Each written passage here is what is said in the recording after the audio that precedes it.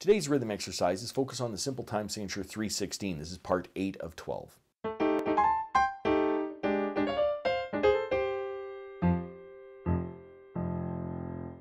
Welcome to my studio, Bach To Basics. This channel is where you can find videos to further your music studies.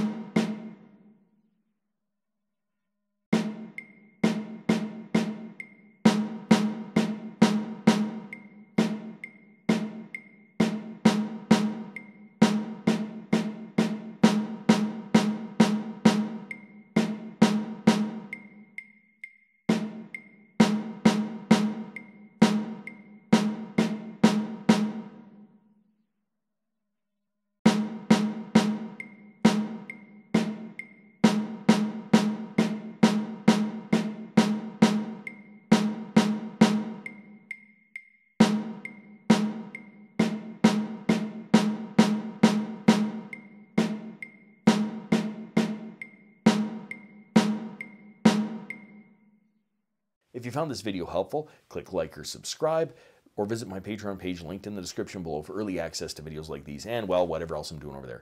Thanks very much for watching. I'm a music teacher having fun. Catch you on the next one.